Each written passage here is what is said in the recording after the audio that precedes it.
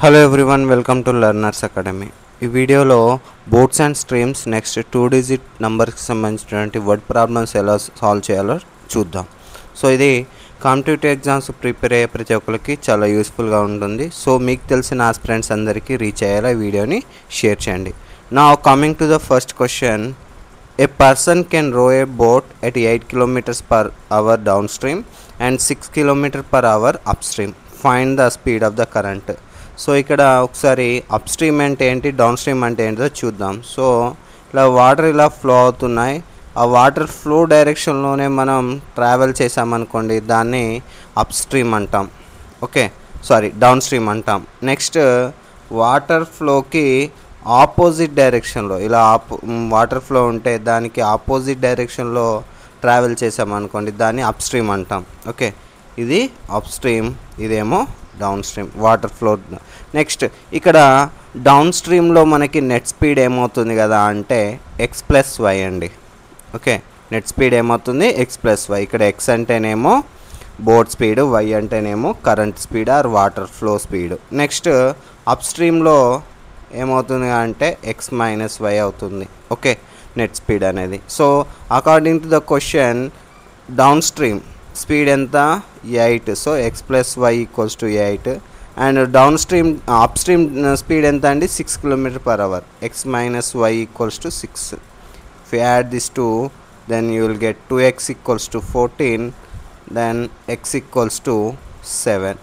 So motor boat speed ఏమో 7 kilometer per hour and y equals to 1. Current speed ఏమో 1 kilometer per hour.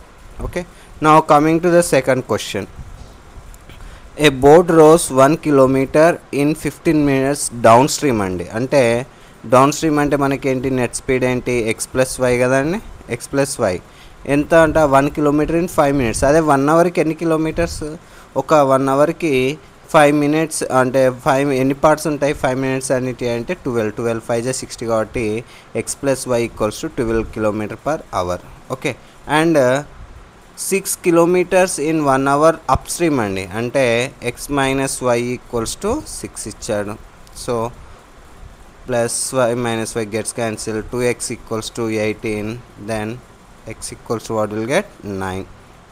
Okay, and y equals to will get 3 kilometers. So speed of the stream is 3 kilometers per hour. Motor boat speed ఏమో 9 kilometers per hour. Okay, so ఇలా solve చేయొచ్చు. Now coming to the third question. A boat takes 5 hours to travel 13 kilometers upstream, 5 hours to travel 28 kilometers downstream. Find the velocity of the boat in still water. Boat speed అడుగుతున్నాడు అండి. Okay, x value. So 5 hours to travel 13 kilometers upstream అంటే up స్ట్రీమ్లో మనకు net speed ఏంటండి x minus y. So 13 kilometers, కాకపోతే time ఎంత 5 kilometers. So 13/5 speed. Next down స్ట్రీమ్లో ఎన్ని kilometers 28 kilometers in 5 hours. So 28/5 is the speed. So if you add this to plus y minus y gets cancelled, then 2x equals to 41/5, then x equals to 41/10 వస్తుందండి. Nothing but 4.1 kilometer per hour. Okay, so ఇలా మనకి motor boat sums చూడొచ్చు. ఇంకొకటి చూద్దాం. The speed of the current is 5 kilometer per hour అంటే y equals to 5 ఇచ్చాడండి. So a motor boat travels 10 kilometer up stream. Okay, up స్ట్రీమ్లో ఎంత అంట distance 10 kilometer. Next returns to the starting points in 50 minutes. So అంటే down స్ట్రీమ్లో కూడా మళ్ళీ distance ఎంత అండి, డి అనేది 10.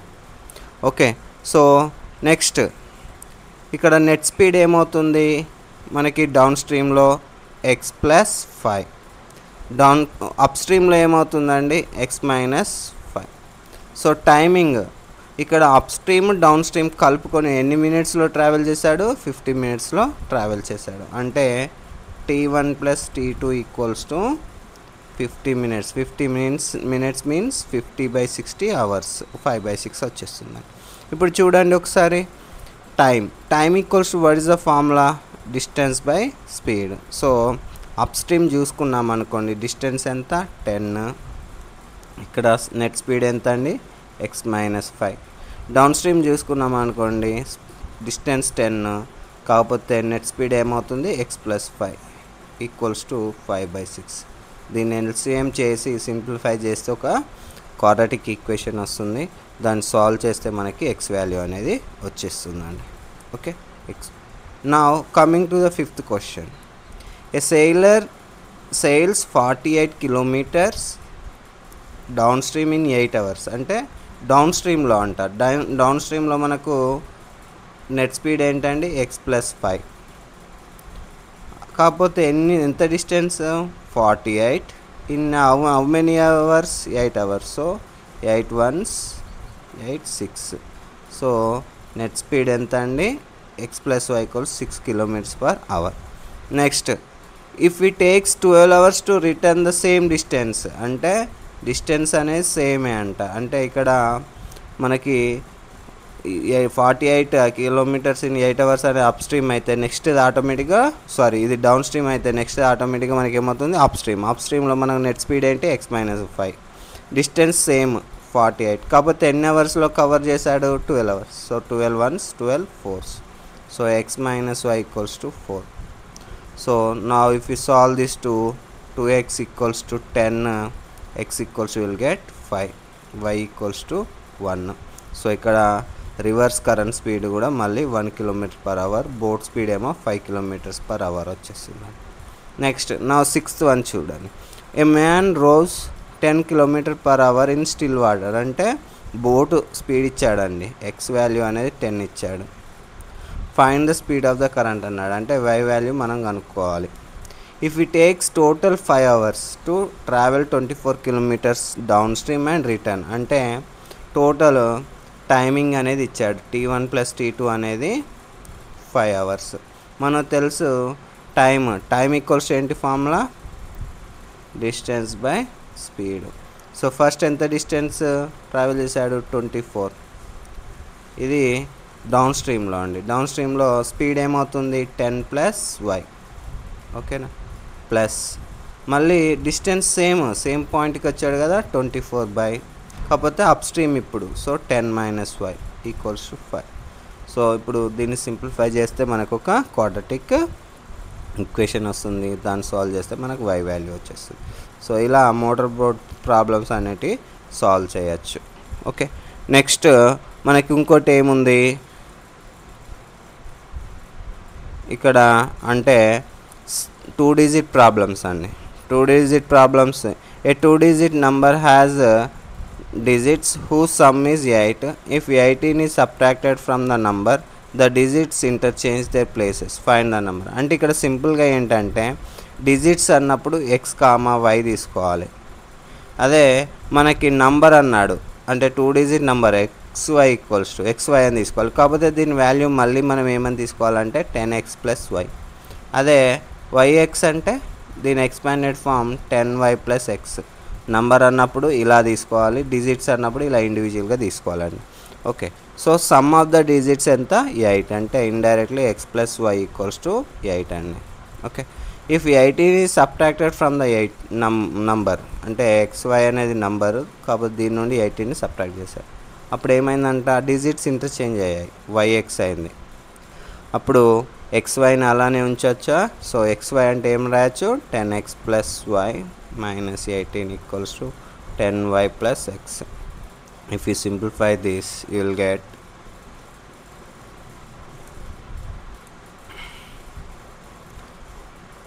9x - 9y = 18 and x - y = 2 and x + y = ఎంత ఉంది equation number 1. This is equation number 2. So x + y = 8, x - y = 2.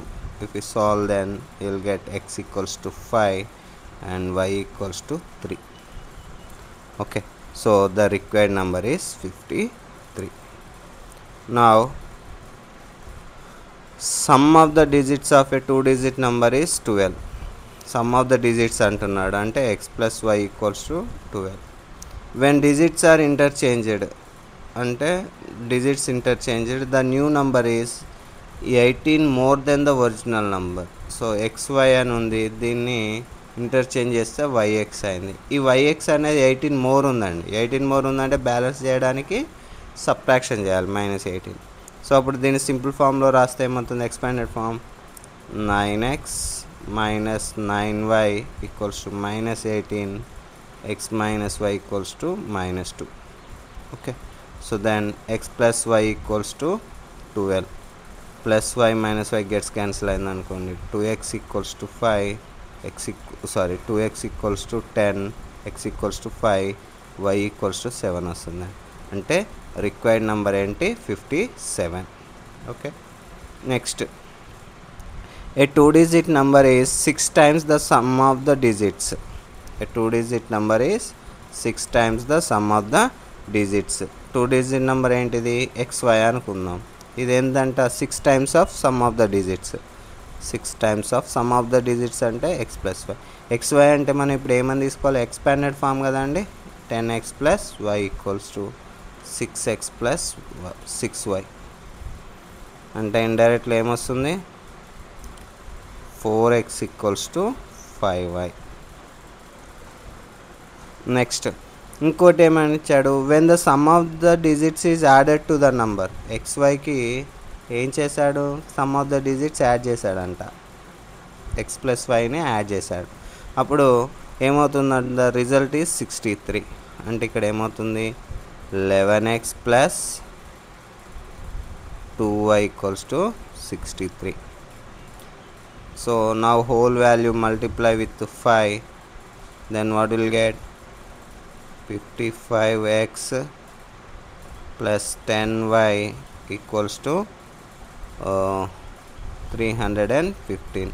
కాకపోతే మనకు తెలుసు ఇక్కడ 4x, 5y అంటే 4x, అదే 10y అంటే ఏమవుతుందండి, 8x కదా. So just substitute here, 63x equals to 315, x equals to 63 ones, 63 5s. So x equals to 5 వస్తుంది. x equals to 5 ఇందులో సబ్స్టిట్యూట్ చేసామనుకోండి ఈ ఈక్వేషన్లో, అప్పుడు y వాల్యూ మనకి 4 అనేది వస్తుంది. So the required number is 54. ఇది 9th క్వశ్చన్ సొల్యూషన్. నా 1C 10th one, last and final. A 2-digit number is 4 times the sum of the digits. XY అనేది ఏంటంట, 4 times of sum of the digits. If 18 is added to the number, x plus yకి ఏమైనా చేశాడు. So ఇది simplify చేస్తే ఏమవుతుంది, 10x plus y equals to 4x plus 4y. Nothing but 6x equals to 3y, nothing but 2x equals to y. Next second case ఏమని ఇచ్చాడు, if is 18 is added to the number, the digits interchange their position. XYకి 18 add చేస్తాడంట, digits interchange అవుతాయంట, YX అయిపోతుంది. So XY అంటే ఇప్పుడు మనకేమవుతుంది, 9x minus 9y equals to plus 18, if you transpose this side, minus 18. X minus y equals to minus 2. Okay, now substitute. So actually y అంటే ఎంత, 2x కదా అండి.